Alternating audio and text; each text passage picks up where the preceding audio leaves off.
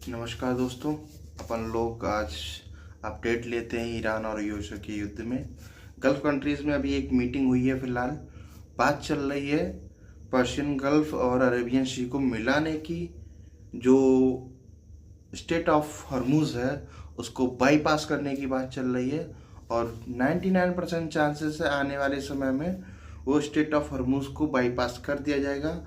अंदर से एक नहर या फिर कुछ ना कुछ ऐसा नदी बनाने की, कृत्रिम नदी बनाने की विचार चल रही है। मीटिंग तय की गई है।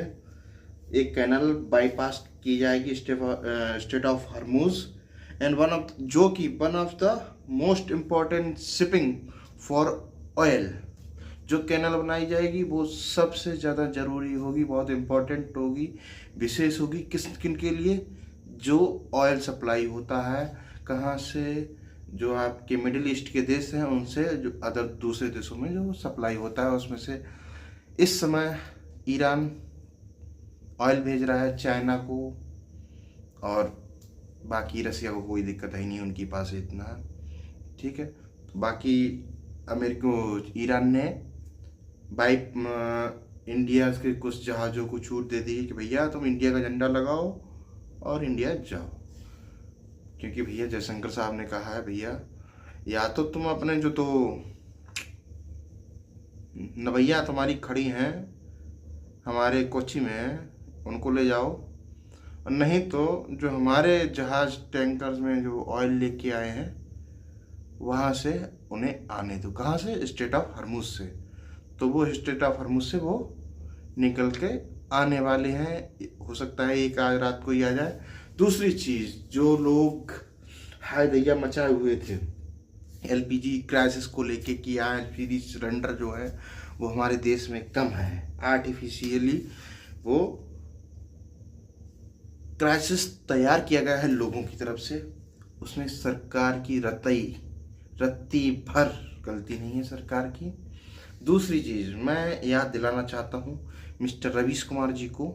रवीश कुमार जी, आपका वो कथन मुझे अभी भी याद है जब आप लिख के डालते थे या फिर वीडियो बना के डालते थे कि उज्ज्वला योजना का कोई फायदा नहीं, आदमी 3-4 महीने में एक सिलेंडर भराता है।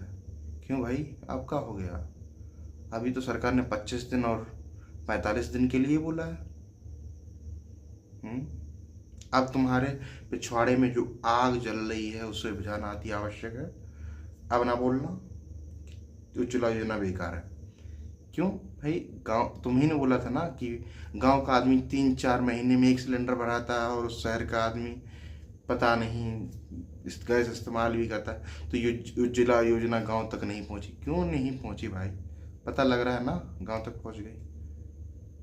अब तुम्हें सिलेंडर की कमी दिख रही है, ठीक है। दूसरी चीज़, हाँ, जो क्राइसिस क्रिएट की गई है वो इंडी अलायंस से या फिर कुछ नेताओं के द्वारा की गई है।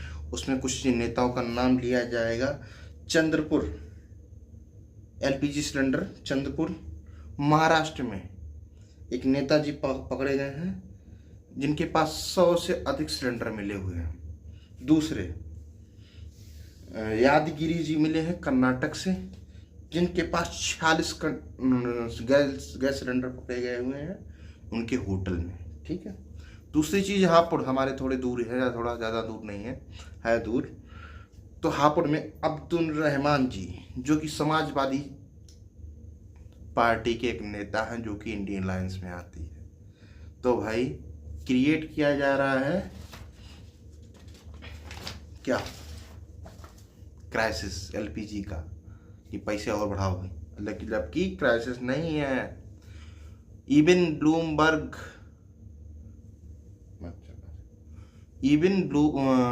ब्लूमबर्ग और जितने भी इंटरनेशनल न्यूज़पेपर हैं वो सीधे सीधे जब बोल रहे हैं कि दुनिया का सबसे बड़ा रिजर्व भारत के पास है, तब भी नहीं मान रहे हो। चलो कोई बात नहीं।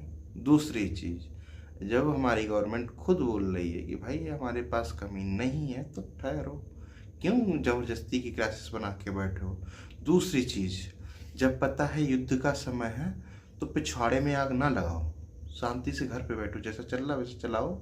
और मैं नहीं ये चीज़ मान सकता कि इंडिया में कोई ऐसा घर होगा जहाँ पे चूल्हे में खाना नहीं बन सकता है। अगर सिलेंडर मिल जाए तो अच्छी बात है, नहीं मिले तो चूल्हे पर खाना बना लो। यदि आप शहर में रहते हैं तो भाई शहर में जितने का खाना तुम अपने घर पे बनाते हो उससे सस्ता खाना आपको बाहर मिल जाता है। और आपका शहर पता नहीं भाई कौन से देश में बना हुआ है, कहीं डॉलर में तो पेमेंट नहीं हो रहा है, तो वो हम नहीं कर सकते हैं। जैसे कि वेनेजुएला के प्रेसिडेंट को हमारे ट्रंप भाई साहब ने उठा लिया था, तो अगला नंबर ईरान का लगाया गया। यदि ईरान का वॉर कल ख़त्म हो जाए तो डोनाल्ड ट्रंप जी 15 से 20 दिन में क्यूबा के राष्ट्रपति को उठा लेंगे। अगर किसी ने नहीं पढ़ा है तो उन्हें मैं बताना चाहता हूँ कि क्यूबा जिसने अमेरिका के नाक में दम कर रखा है, तो अगला नंबर क्यूबा का ही है। तो क्यूबा ने कंफर्म किया है क्या, talk with Donald Trump officials. किस लिए कि भैया उनकी आपस में डील हो जाए, ट्रेड की डील हो जाए और वो मामला सुलट जाए। ठीक है, तो भैया यहाँ पे हमारी न्यूज़ होती है ख़त्म। राम राम भाई।